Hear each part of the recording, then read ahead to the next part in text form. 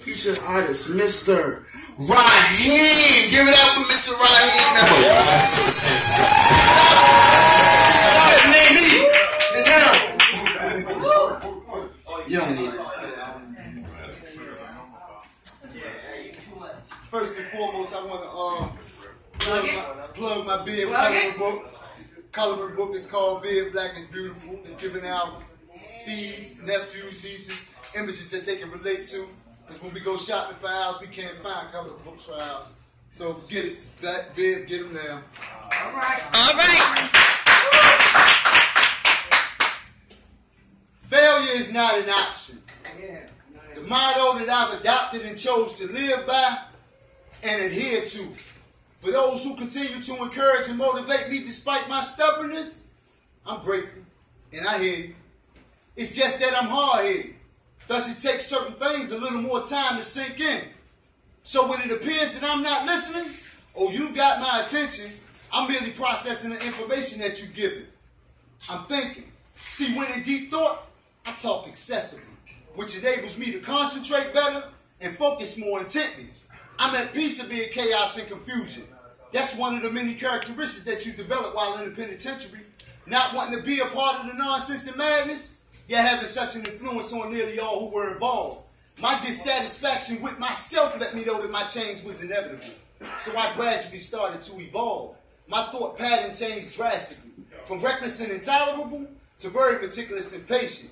My first priority was to further my education, because this will enhance and broaden my means of communication, enabling me to rub shoulders with the best of them, while the rest of them chose to remain the same. As I grew, I stopped viewing everything as a game, and that's when my outlook on life really started to change. I made a vow. Once given a chance to prove my growth and development, I do it through intelligence, manifested through my wise words, ways, actions, and deeds, in relation to sense that's no longer common or prevalent. The relevant effort that I put forth in living my life productively in spite of the fact that I have MS, a disease with no cure, and I've been carrying it for over 25 years, so it suffice to say that I ain't got much time left. But for now, I'm blessed with a facet of strength and resilience that perpetuates my drive and determination. Life steadily throws me curveballs, I just keep swinging, which in turn better equips me for this life that I'm facing. I could give up and call it quits, but that's just not a shoe that my feet will fit. Because what remains true through and through, even nowadays, broken trust is nearly impossible to mend or fix. See, I've always had trust issues, especially with women. It started with my mom's. She did things to me and my siblings over 30 years ago that still affects me to this present day and time. So by no means take shedding tears as a weakness. It's most effective in suppressing irrational thoughts and anger. Because once either takes control of one's actions, rest assured that someone's life, possibly even my own, could be in danger. Because my life is lived on the brink of losing it. Succumbing to the likeness of such, though, is just not something that I'm cool with. Because that would be perpetuating society's stereotypical viewpoints on how formerly incarcerated black men shall forever be foolish. But not me. You'll soon see the cake is baked. I'm just preparing the topping. Ain't no stopping until my death. Because for what life I got left, failure is not an option.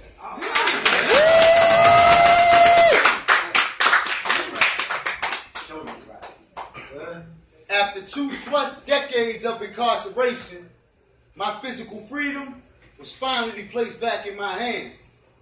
I went in as an uneducated juvenile delinquent. Dissatisfaction propelled me to become a man.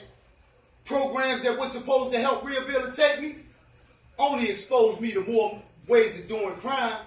Vivid stories told by seasoned criminals inadvertently shaped and molded my very impressionable mind. In time, I would find that my influence amongst my peers could be used to my advantage. I didn't desire much despite having extremely high standards. What I thought about, I brought about like an artist does a canvas.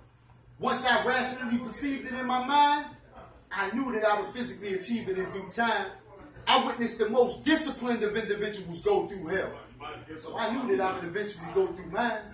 But me, being the pseudo-thug gangster that I was, I didn't prepare for the impending storm. So when it hit drastically, after sketching me to the point that I was left scorned, torn between geographics and morality. My reality was about to change. I had to rearrange my priorities because I was about to be forced to switch lanes. And what's so strange is that I was basically tired of being the individual that I was. All the heartache and pain nearly drove me insane. When in actuality, all I needed was to be loved. But not the type of love that you share with a lover, spouse, or significant other. I'm talking about the love shared between brothers, fathered by the struggle, but birthed through the womb of different mothers. Cut from the same cloth, just in different shapes and sizes. This way there's no mistakes or surprises. When snakes in disguises come amongst us starting trouble, and hatred arises. We coagulate to create a mind state impervious to the devil's civilization. Deep contemplation takes place before every action, so that when we move out, it's in a synchronized formation. No big eyes or little U's, just us unified for one common cause. Common laws wasn't made for us blacks to succeed. Check the stats. How you think so many of us keep falling off? Yeah, I fell, but I eventually got back up. Now my eyes are wide open, and I see clearly. So never will I follow in the footsteps of a so-called leader that died hoping. Let that sink in. I know that's right. All that I've experienced throughout my life thus far made me the man that I am today. If I had the chance to go back and do it all over again, I'd do it the exact same way. Because see, to me, it's illogical to think that my life would be different had I done or not done this, that, and the third. Because it's impossible to prove or disprove otherwise. For the past is set in stone, so it's not to be disturbed. We can analyze, study, and theorize about what led to the occurrence of certain events, but to confirm the likeness of such will require actually being there. And truthfully speaking, that makes no sense. What's done is done. There's no going back to change that which already took place. Everything happens for a reason. So don't be deceived when the petty pawn's trying to move at a rook's pace. All out of position. Perpetuating Willie Lynch's theory on mass division. Smashing visions with rash decisions that cloud judgment and clash with precision. Causing stumbling blocks to surface. Deterrence and obstacles appear on purpose. I tried religion, but got lost in the verses. So I decided it wasn't worth it. What I didn't know, though, is that I was walking with God. On a daily basis, talking with God. I admit, it was awkward and hard hearing a language I didn't quite understand, but I felt the connection with it, especially the part about being the original man, me, the origin of all men, the father of civilization, grand architect and master builder of all in creation, the maker, owner, and cream of this planet that we inhabit, fell from grace and became a savage until a clearance to master the unknown showed and proved victory through supreme mathematics. So when the attainability of perfection by man became a question, I had to ask myself, could it really be? I studied extensively for years, rose from resting one morning, looked in the mirror and asked myself, who can do me better than me? The answer was astonishing. That's when my hope, faith, and belief in anything other than myself was erased and replaced with a sense of self-dignity and worth that leads me to search within myself for that infinite potential which be innate.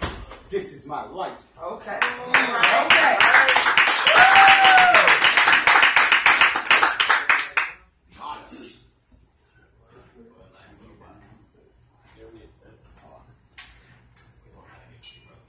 I knew that my reclamation back to society would be an uphill battle, but still I welcome the challenge. Because just the thought of the looks on the faces of the non-believers as I succeeded sufficed enough to maintain my balance. In spite of all the backbiting and gossiping, he ungrateful. He act like we owe him something. He don't know how to talk to people. Remember, failure is not an option? Well, this is the sequel. So let me clarify something. I give the utmost respect to those whose intentions are genuine, meaning I give respect where respect is due. But if you hiss when you talk, and your tail rattles when you walk, then regardless of your job description, I don't respect you. My means of expression may be a little aggressive, even somewhat downright overly abrasive at times, but I do it face to face, not face to back, no ulterior motives. I let you know exactly what's on my mind. Okay. And that's what sickens you so-called authority figures. You think as a convicted felon I'm supposed to bow down and conform, like so many before me, but before me there was none like me. And the real reason that you don't like me is because I'm not your norm. However, I'm doing all that's required of me, except get a job. But it ain't my fault they won't nobody hire me. Employers steadily compliment my resume, yet readily say how the job in particular that I've applied for may require me to stand for long periods of time and do some heavy lifting, which in my condition, my physical won't permit.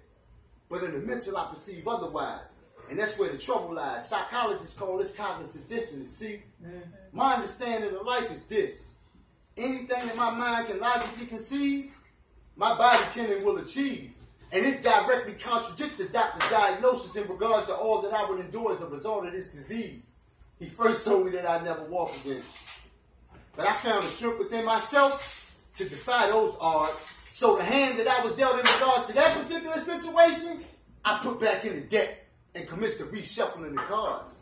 He also told me how my memory would eventually fade. So I then focused on my ability to retain information and found it amazing how I best recall, remember, and obtain a likeness and such during the most conflictual situations. So don't take my demeanor as me being ungrateful, because I appreciate everything that's being done for me. But I don't need it always thrown up in my face, because that only takes me to a place that makes me attempt to trace all that was done to me. The childhood molestation, 22 plus straight years of incarceration, the obvious prejudice and discrimination against people of color, which has always been the case in this racist nation. I'm trying my hardest to put all of this behind me and go on living to become a productive citizen within this sick and twisted society. Because the variety of ignorance that used to reside in me, I embraced wholeheartedly and smothered until it died in me. And what came alive in me was the side of me that I had been suppressing for nearly most of my life. So I celebrate and toast to my life daily because it feels good to be back in control of my life.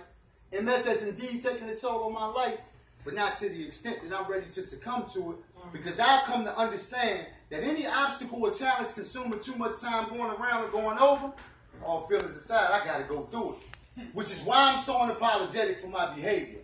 Because an apology doesn't take back the hurt. And considering all that I've learned in this last year and a half, here's a word of advice to the so-called bridges that I've supposedly burned. Try building with a new material. Instead of telling me what needs and has to be done, show me how to do it. Walk me through it. This way I understand the importance of my thoughts and actions being congruent. Because once you ruin the trust, there's not much that we can discuss. The converse isn't the same. Because instead of assisting me, you ended up twisting me as if to you, me being the client, meant that my life was a game. And although this may not be the case, you were placed in a position without the proper training. And once brought to your attention, you chose not to listen. And instead took my admonition as if I was complaining. In all reality, though, I was just striving to establish a steadfast means of communication, where the lines were unblurred and you remain undeterred in regards to all that you heard concerning my particular situation. This is my life.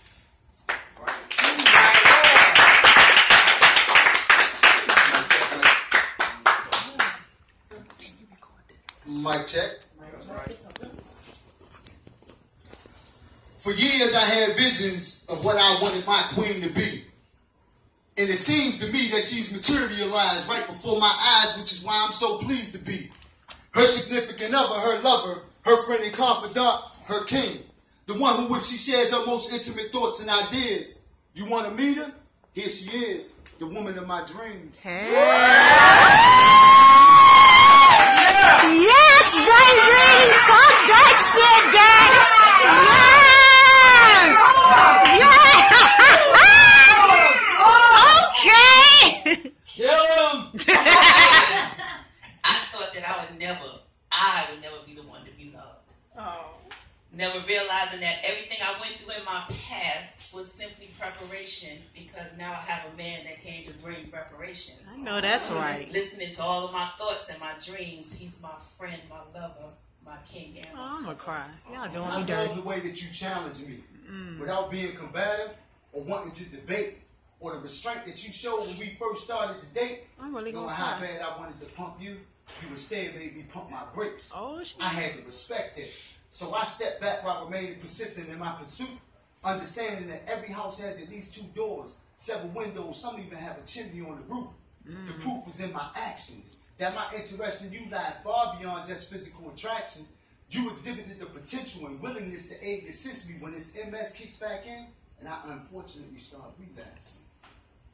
But no one else gets me like you. You make me laugh, you make me smile, And for each other, we always go that extra mile. It's always been about respect from day one. I was listening to you spit your rhymes on a Thursday night, sitting in the back of Union Bistro and Jazz. I walked past you and I saw you looking at me like, but we learned each other. We got mad at each other. We loved each other, and sometimes we was ready to kill each other. But never, ever, ever did we disrespect each other. The more time we spent, though, I love the more this. intense our interactions became. From day one in my mental, the picture was painted. Patience and perseverance was just usually in the frame. And patience came in strong because when it rained, it poured. But we did more than fly, baby. We soared. Okay. Nobody knew what we was going through day to day. Nobody knew that we didn't know what the next day was going to bring us. But baby, it wasn't sickness. It wasn't homelessness. None of it overcame us.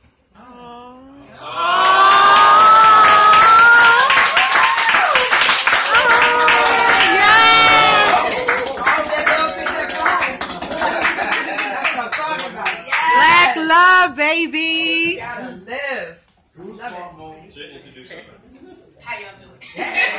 That's our other features. I am Ayoka Boyce. I'm the other person featured today, and I am not incredibly shy, but I just don't ever like being up here. So, has you met Rahim, my significant other? I know that's right. That's my speaker. Give it up for him. Thank you. One day I'm gonna learn how to do it like him and do it without, But for now, I'm gonna read it. But I'm gonna talk about something that I went through before Rahim.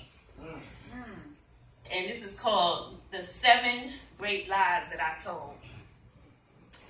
The first great lie was the one I told myself, that it wasn't that bad to stop being so sad, and I shouldn't have made him that mad. The second great lie was the one I told him. I told him it was fine, because he had only did it that one time. And this incident, we'll just put this one behind. The third great lie was the one I told to the mirror. The one that I said that I could hide the bruise that was over my eye with ease. And I could put on my makeup so my face would look to please. And that covering up the outward pain was really a breeze. The fourth great lie was the one I told at work. I told them everything was fine at home and that if things got real bad, I promised I would pick up the phone. But the truth was I knew I wouldn't because I was too scared to be alone. The fifth great lie was the one I told at church. Yeah, I lied at church. Because, see, when I was bruised up, I would just stay away. And I would tell them, oh, I have to work overtime that day. Yeah, I know that's right. But please just remember me when it's time to pray. Now, the sixth great lie was the one I told to the police. I told them nothing happened that night. And the noise that my neighbors heard wasn't really a fight. And then I kept my composure with all my might. And the seventh great lie was the one I told my best friends. I told them I really wish you would just leave me alone. And I could take care of this situation on my own. I'm not a child. In fact, I am quite grown. And the biggest lie that I told was the one I told myself.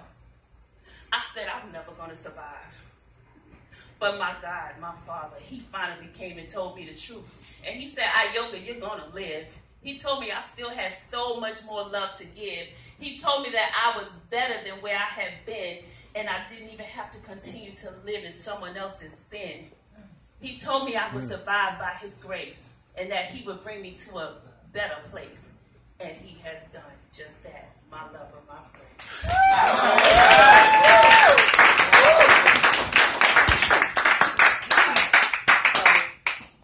I took a dare, and I'm on the mic all the time. Like I said, I don't like being up here, but I'll do it every single Sunday. And so Rahim challenged me to sing. Okay. Y'all pray for us. I might have to bring Tayshawn. I get another money. Okay. Come on, bold. Y'all don't mind if I take you to church for 30 seconds? Do you? Hey. 32. Maybe even a minute, guys. Maybe even a minute. Ooh, I can't believe I'm going to do this, but Come on, God has been good to me. Okay. All right. He's been so good to me. Yeah. He's better than this world or you could ever be. He's been good to me.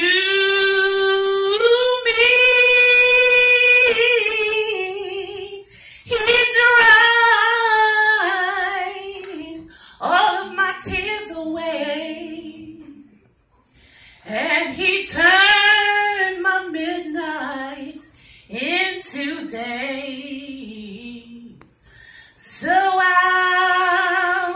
I'll say thank you, Lord, and I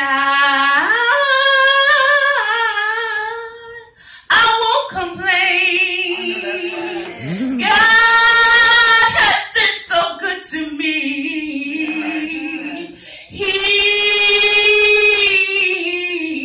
He's been good to me. He's better than this world or anyone else could ever be. He's been so good to me. He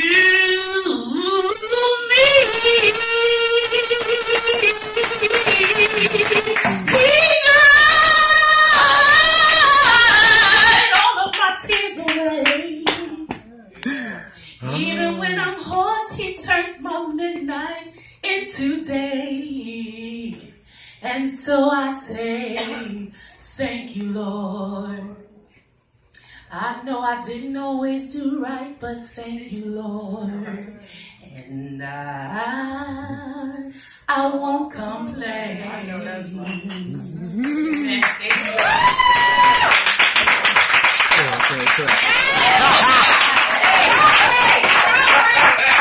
Don't start.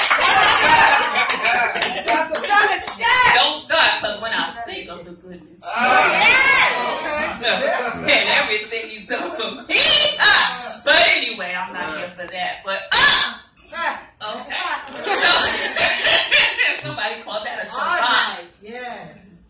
Rahim don't go to church, so I'm gonna shut up. I know we're gonna have a talk to me in the car. But I'm gonna talk about to my last one. It's called reflecting. I remember how it was before we were together. Before you found me and my soul was dead, life had ravaged me so that I became undesirable. I was untouchable. I was unworthy to be in the presence of others. My life was in the shadows where I could be hidden by the darkness surrounding me. I didn't even have love for myself because I fell too far. But then you came and you found me in the darkest of places. You broke through the captors that had taken charge over my body and my mind. And you freed me from those who had purchased me. You wrapped your arms around me and pulled me from the shadow of death. Oh, lover, it is you. You give me life. You give me joy. You give me peace. I'll never forget all that you've done for me. And so now I arise to be the woman that you desire me to be. I only want to please you, Father. The way you please me, I'll tell the world about you. Because of the great love we share, how your love satisfies me. You are the lover of my soul. Okay.